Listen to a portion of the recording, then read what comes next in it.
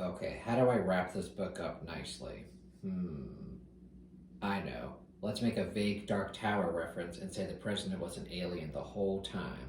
People will love that.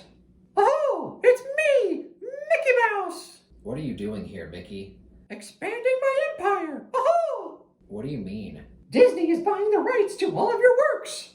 Oh, God. Why? Why not? That seems like a terrible idea. I don't think my books or my movies really fit the Disney image. Well, Mr. King, we're gonna have to make some changes now, aren't we? Oh, really? Like what? Well, for starters, we need to turn one of your characters into a Disney princess. Okay. Which lucky girl will that be, Mr. King?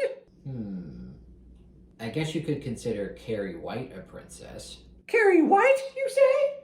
Any relation to Snow White, perhaps? Oh! Well, when I wrote that book, I intended it to be sort of a perverse fairy tale. Perverse? Oh no, Mr. King. There's no room for perversion under the Disney name.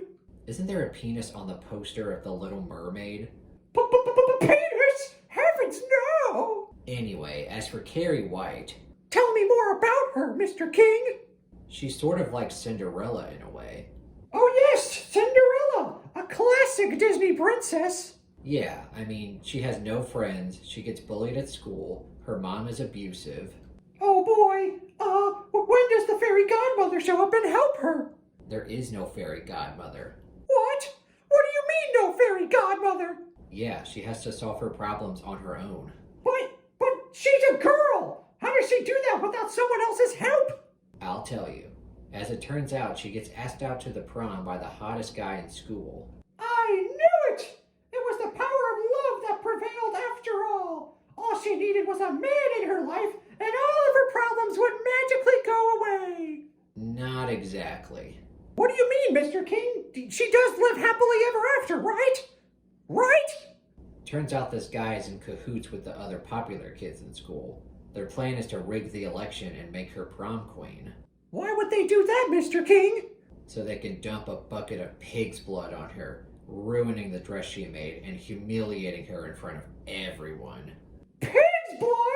Oh no! That's awful! Oh! I know, but that's when Carrie White gets her revenge. She locks everyone in the school and sets them on fire. No! She watched them burn, Mickey. Mr. King, this is awful. It's just too awful. Well, I tried to tell you, I'm not a good fit for Disney.